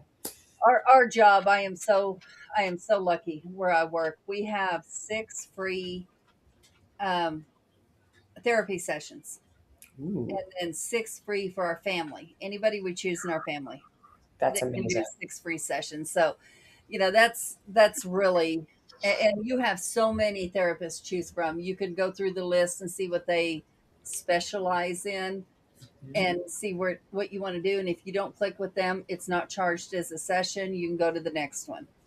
Wow. Yeah. That is fantastic. Because that's, I mean, that is a battle in and of itself, finding the right therapist, you know? I mean, that is just like dating or like Oh yeah. find a close friend, you know? And you're spending so much money Mhm. on just that one session to go, I can't tell this person anything. Yeah. Or I don't think that they act like they They are don't. even interested. So yeah, yeah. So yeah, I am really lucky where I work. It can be grueling, but it's very well worth it. This time of year is the only bad time. It's like, oh, people stop. Well, that's why I think it's actually really good for Lynn because living in New York City, it can take 5 hours just to go down one city block. Yeah. Yeah, I don't necessarily need to be outside, you know? It's Yeah. I have my places I like to go. I personally like to go to parks. Hmm. And the further out you go, I mean, like Central Park is a big park, but there are people around. But if you go out to like Hunter's Island or something, there are almost no people in the parks. Those are like the last few vestiges of privacy. That and cemeteries, those are like the wide open spaces to go to. Yeah, I've seen some of the cemeteries on Long Island. I actually investigated one, real tiny, tiny place. It was put there before the rest of the area was put in, so it's very out of place. Let me let me try to find what the name of that cemetery is, because for For some reason, it has a reputation of people seeing things there or experiencing there. Um, okay, got my log up. Okay, New York, New York.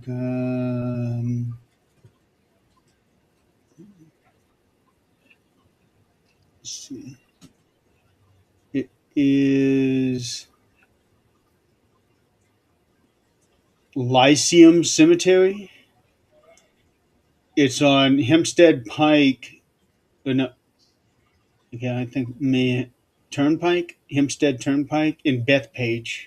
Okay. Okay. I have not been to that cemetery, but I know where Bethpage is. Yep. Okay. Yeah, because I stayed there when I came that time. I was there for a few days. I stayed at one of the motels in Bethpage, and this one team they came and picked me up. We went to. I finally had a New York pizza. Oh, Uh, oh boy. And yeah, you know how I feel about that, Jeremy. I, had I had an authentic. Forget about Chicago. I Yeah. had I was gonna say, Lynn, I'm pretty sure you're familiar with the rivalry of who's got the best deep dish pizza in the country. Yeah. so I Yeah, had that authentic. I will be honest. We always say here in Chicago we got the best, but I'm sure you would disagree since you're in New York. Well, okay, think about it this way. I am not of New York. I am not of Chicago. So I don't have a dog in the fight. I'm unbiased. Yep. Yeah, but when you're actually from one of those areas, I mean, this is like I probably said, this is a rivalry that's been going on since the '60s at Hey, least. I'm gonna give you a very unpopular opinion because I grew up in northeastern Pennsylvania, which is only like 3 hours from New York City. It's like equidistant to Philly and New York City. I grew up with like wood oven pizza, and Mm, yes. I I get that there's a New York pizza thing, but I haven't been that impressed. I know, I mean, the thing with New York pizza, it's the water. I mean, everyone goes on about like, oh, New York City tap water and it's so clean and, the groundwater is clean. And so that's kind of like the thing that even though the city is absolutely filthy and that's why everyone wears black all the time, the water, for whatever reason, is really clean. And so when you're making dough and stuff like that and sauces, it makes a big difference in your pizza. But, uh, I think it's kind of mid, honestly. So is New York Holy water really cow, clean? that's a todayism. Right? Right? Is New York water really clean? It is. It is. I mean, if you drink Wow. the tap water, it tastes so much better. In fact, when I grew up in Wilkes-Barre, Pennsylvania, and, they have a regular, public sewer system, and the water is chlorinated. Both times when I moved from Pennsylvania to New York, within the first like 3 or 4 months that I was here, all of my hair like just cracked and fell off because the difference between washing my hair with the chlorinated water and then moving to New York, the new hair that grew in was like so much nicer. Oh, Oh wow. man. And I mean, even my old driver's licenses, you could see like the curls up here, and then it would just kind of get like stringier and a little bit lighter as it went down. Wow. It was Well, that. that leads to a question then, because if New York has a lot, like some of the cleanest water, I mean, what about that whole case like with the East River? Because I heard that's usually the most heavily contaminated river on the eastern seaboard. We're not getting our water out of the East River for sure. Okay, okay, good, good. No, the water's coming from upstate. It's all the other areas of New York that are Well, like that's good. That's good. water Yeah, because come I out. was just thinking, wait, that's not. I was even thinking, wait, that's not like coming from the East River, right? No, listen, every body of water that I've seen out here is like beautiful to look at if you're hiking, but like I wouldn't want to swim in it at all. No, Except, absolutely not. I just got to throw out a funny moment. I don't know if you watched Seinfeld, except that one time when Kramer was swimming in the East River. My Did you my ever see that dad one? just started watching that show, and I'm like, how in the hell can you watch this thing, but he loves it. The part I love most is like where he smells like East River, and he's like, "How could you swim in that water?" He's like, "It's not a couple other guys out there swimming." He's like, "Well, floating. They weren't moving much, but they were out there." What's that? Now, what year did you say you moved to New York? About '07? 2007, May of 2007. Was that before or after the Sully landing? The what? Sully, Captain Sully, the airplane that landed. Oh, that was, I think, after. Yes, when he like had to land the plane, the emergency plane, and landed it. Yeah, I think that was after that. So what was the atmosphere in New York in general? Because I'm sure you're around the people there, getting to know the city. So what was the attitude of the people there? Because I'm sure something like that had to have dredged up a lot of bad memories of 9/11. Well, the people who were living here during 9/11, it's a really sensitive point. Um, when 9/11 happened, I was actually finishing my senior year of college. In fact, I was supposed to give a presentation that morning, and I was like finishing the presentation that morning. And so I was like, I didn't have the TV on, I wasn't listening to what was going on. And my dad came running into the house and said, "Oh, there's a plane and it hit the World Trade Center." And I'm going, "Yeah, okay, but I still got to go to class." And I'm driving on the highway to my school, and it was like you could hear a pin drop on the highway, and you could just tell everyone was listening to their radios. And then we got to the school, and there was just a note on the chalkboard that said "classes canceled," and the TV was on. I was like, "Oh, that's what's happening." But again, I grew up like 3 hours away from the city, so there are lots of people from my area who either move there or they work there, and then live in Wilkes-Barre or Northeast Pennsylvania. Um, so, where I'm from, it just kind of is, some people have family members, some people know someone who is connected to 9/11. Here, everybody knows a lot of people who were either directly involved or had friends or had family. And, just the sensitivity of becoming a world target. We have all sorts of conversations that happen with our the United States politics and global politics, and there's a real sensitivity here to always being portrayed as like the city that's getting blown up, like, oh, here's the latest sci-fi movie or the latest horror movie, and it shows like, oh, New York City, and like, Yeah. it sucks if you're here. New York is the most populous city in America. Right. And even right now, it's that's a topic of conversation, is like, how safe is it to be in New York City? I personally hope and pray as a resident, right? Fingers crossed. Everyone knows this is a target. In theory, by now, we should be pretty safe. Everyone should know enough to say, well, New York is always a target, and you always have to watch, and you always have to be prepared. I would Yeah. rather be more prepared. It is a different way of like, you kind of have to watch the news more carefully and think about it, because somebody that you encounter outside is going to be impacted somehow. Mm-hmm.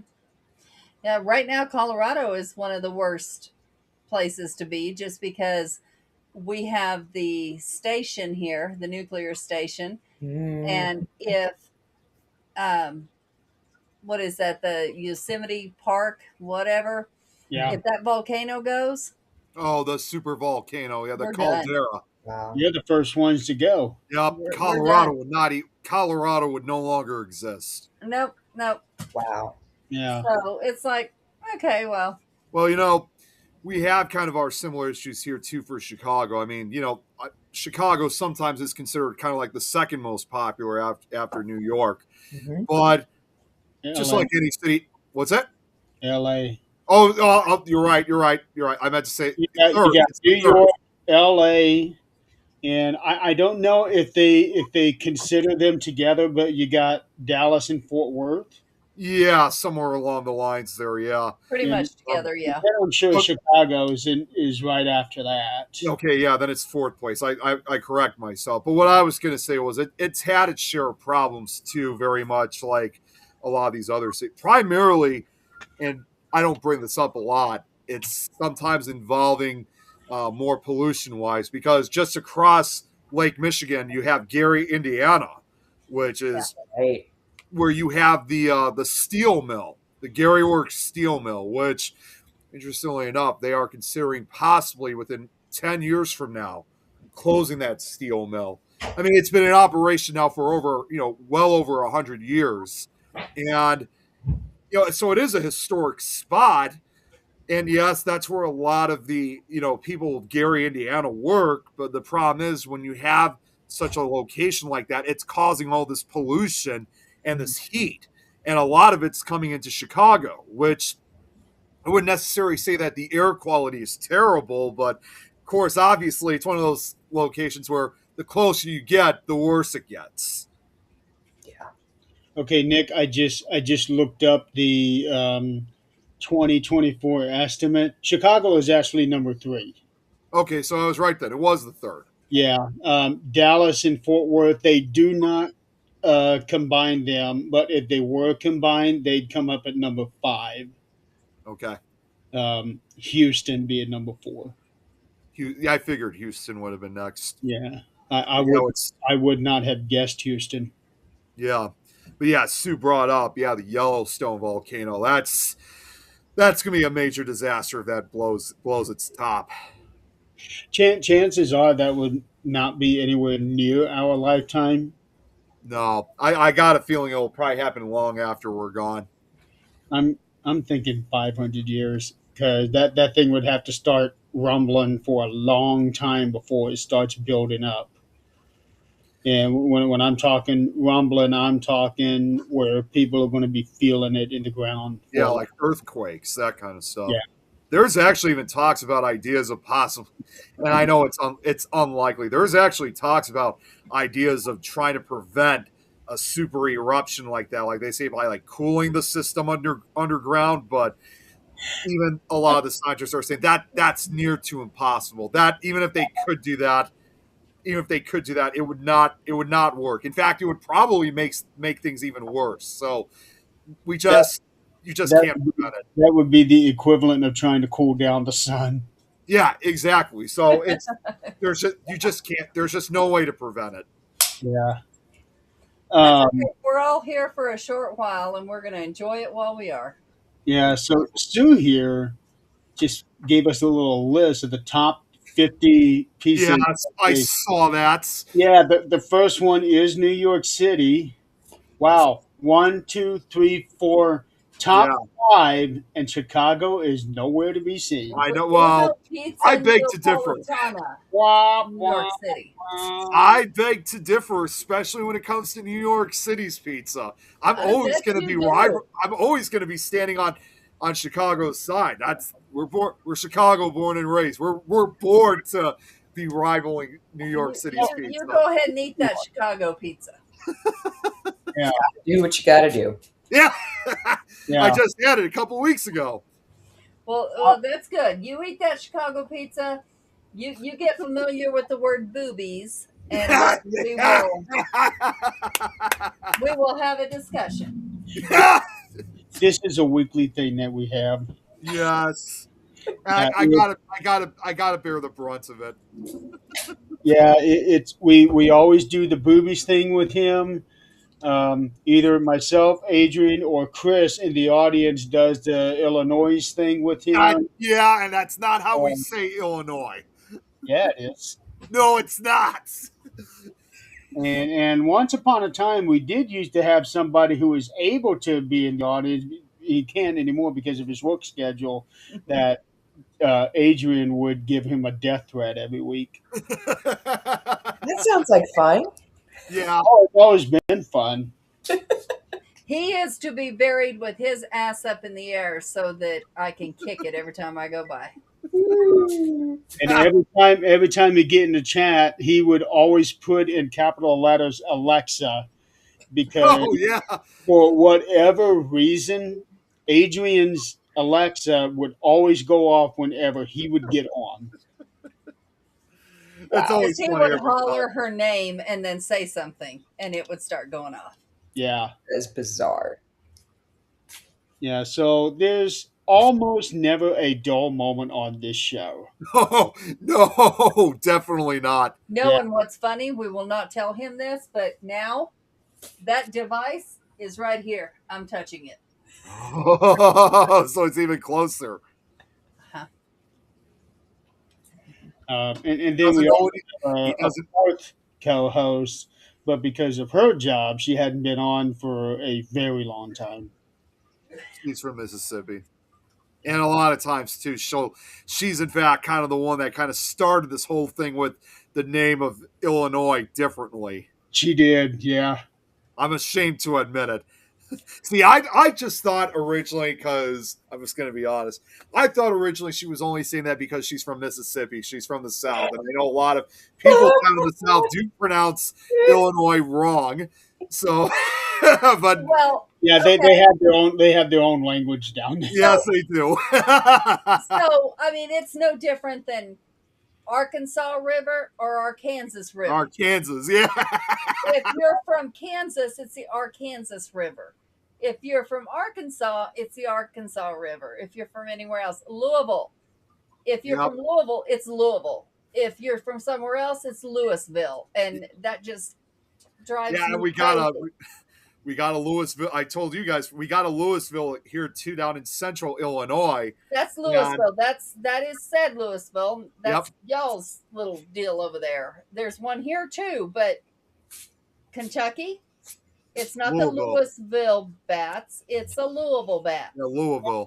What gets me is we have a Louisville here and it's spelled differently. Yeah, Louisville. Yeah, that is Louisville. That's not Louisville. Yeah, Right, there's but every time I look at it in my mind, I want to say Louisville because it's the same general pronunciation as the other Lewis. yeah.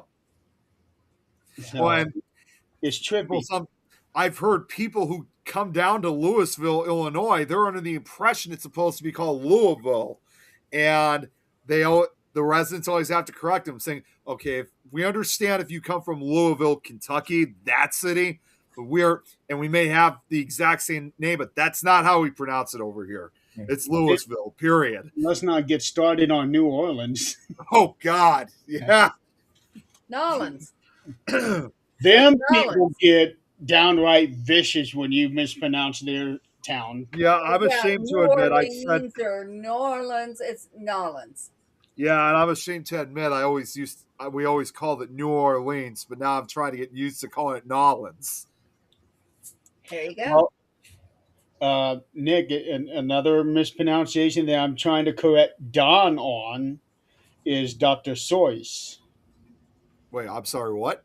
Dr. Seuss? Oh, Dr. Zoyce. Okay. You don't know who I'm talking about, do you? I've heard of the name, but that's all I know. Cat in the Hat, No. What? Christmas. What? That's his, Voice? Zoyce. That's the correct pronunciation of his name. Oh, so much. All right. Zoyce. Wow. I Look it didn't up. know that, but okay. Look it up. It's actually pronounced Dr. Zoyce. I'm going to put a note in my phone that says Dr. Zoyce / Seuss, and I'll find it like 5 months from now and have no idea what it was from. Okay. Is this a movie I'm supposed to watch? So it's supposed to be originally that was like Dr. Seuss's name. Well, that's how everybody always pronounced it. But for people who ask him, he would initially say that is actually Zoyce, but he came to accepting both pronunciations, and over time, that's how it became accepted. Yeah, Kind of- Braxton came back in because I Yeah. said Nolans right. Well, I was just thinking to myself too. It's kind of like similar with Matt Groening, of The Simpsons, and a lot of people always thought his last name was supposed to be pronounced Matt Groening. That one got me. It took me some time to remember his. I used well, and that makes two of us because I used to pronounce it as Matt Groening too. Yeah, so actually I'm going to go ahead and do a screen share. Um, I don't know how well this is going to work.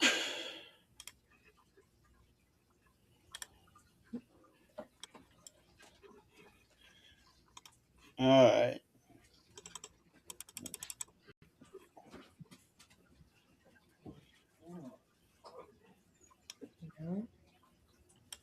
Right there. Hmm. Huh. See it? Yeah. Yep. Zeus. I like it. Zeus. Sauce. And right there. Yeah, I could see that. Yep. Hmm. Let's see. Geisel. Geisel. Okay, maybe not.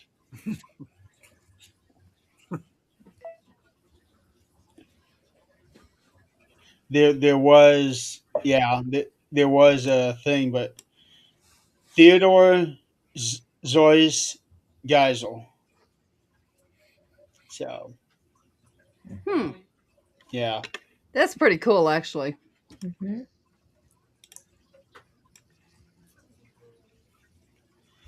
but yeah, that um, Don, he is the host of Fear Fans, which is the horror movie review show that we have on this network on Tuesday nights. We've been doing some of the offshoot movies, like the Mean One. Just did a review of that, and I'm always correcting him on Dr. Zois's correct pronunciation. Granted, I get it. Everybody pretty much accepts it the wrong way, but it's one of those things that I am not too proud to correct somebody on. So, but you learned something today. Yeah, Did. you do. I did too. So, You learn something new every day. yes. All right. Anything we need to cover before we head out? Because we're already 20 minutes beyond the second hour. Imagine that. Hmm. Yeah. And I didn't have to leave early, like I said, Jeremy. No, I do think we need to. So Lynn's going to be on our 22-hour thing as well, right after our show. So we will Do that. we'll make sure we're on that. Of course, that'll be advertised on all our stuff too. And I think we are good. Maybe. Yeah, because we'll be doing our own segment there. I'm working on with Tim and Scott to see a good time slot for us to do 13th Dimension on that one. Mhm. Speaking of 13th Dimension, Lynn, I would like to try to get you on that show as well. That's on Fridays, 7 to 8. And I do try to do a hard end on that one. Mainly because at 8 o'clock, WWE SmackDown comes on and I want to watch it. I mean, you know. Yeah. Speaking of 13th Dimension, tomorrow night I am going to have John Ward on the show. He is the author of the Scareville series, and his newest book, an adult theme book, A Blackened Heart, A Blackened Soul, is actually coming out tomorrow. And I was fortunate enough to get him on my show on release day. So that's kind of a pretty special thing to have there because that you only get one shot at something like that for any author. So I got Right. that with John. That's going to be a very special one. Yeah, it is. I've got 13 Dimension booked up all the way almost to the end of next month. Wow. I'm going to be a busy beaver for the next month and a half. Holy cow! Um, oh, Nick, Yeah. I know that you weren't able to see it in the other chat, but Friday the 13th, I am doing Friday the 13th show. Oh, awesome. That'll be great. Yeah, so you can hop on if you want because we will be talking about the film series. Yeah, of course. Yeah, and you know me, I always dress up for Friday the 13th, so I'll make sure to do that. Oh, I know. Well, we did that one time when we relaunched 13th Dimension that one year. Yeah, we did. Yeah, that's right. So, all right. So, Lynn, where can everybody find you if you want them to find you? You can find me at footnotestarot.com. You can find me on the community pay it forward list of giving partners. You can find me every third Wednesday of the month, this coming Wednesday on Lynnsday. Um, I rejoined Facebook this year, scandal of scandals. So I'm on Facebook and LinkedIn. Yeah, I'm decently findable. All righty, and ladies and gentlemen, thank you so much for playing along with us. I know for some areas we're expecting some snowstorms, so be careful out there. Be safe. I know that we got slammed hard here in my area last night. Um, wasn't pretty. I was actually out in the middle of all that. That was not fun. Apparently, we're supposed to be getting snow like that in less than a half hour, in about 26 minutes from now. So it's Yeah, going to be starting up, and I'm kind of a little concerned about how if I'm a little bit concerned about tomorrow because tomorrow night I'm actually supposed to be heading out to a special paranormal dinner at Texas Roadhouse in Sycamore, which is about an hour and 20 minutes away from where I live west. And it all depends on how the roads are going to look. It's kind of my first kind of in a way like my first paranormal road trip for 2026. Unusually early, but it will still be fun if we're able to get out there. well, we got lucky. It was supposed to start snowing again at 12. Now it's not. It's supposed to wait until 10 a.m. tomorrow. I'm Yep. I'm just fortunate. I don't even have to leave the house if I don't want Yep, to. that makes to us. Yeah, it's probably gonna be the same system that's about to affect us. That's probably gonna be affecting your area later. Yeah, Probably.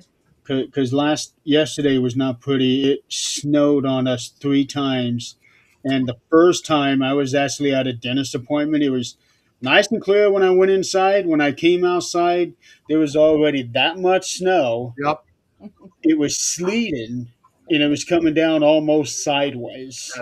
that's exactly with what we had too. The same system. Yeah, it was snowing like 3 or 4 times for us too. So Yeah, same exact issue. yeah. So and I had to drive clear across Fort Wayne to get home. Oh man. Luckily, everybody was going real slow on the way home.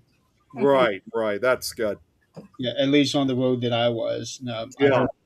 I heard otherwise elsewhere, but Yeah. I won't get into that. All right, we're going to go ahead and call it a night. Lynn, thank you so much for being on with us tonight. Very Thank fun. you so much for having me. We I'm sure will, we'll have you back. yeah, we will definitely have you guys back on. At some point, I will get with Zach to reach out to you for 13th Dimension, Yes, please. So and we'll just kind of go from there. But until then, um, thank you for being on with us tonight. thank you so very much. This was an absolute pleasure. I can't wait to see you guys again. All right, everybody. And until next week, be safe out there. Have fun. Have a good, safe weekend.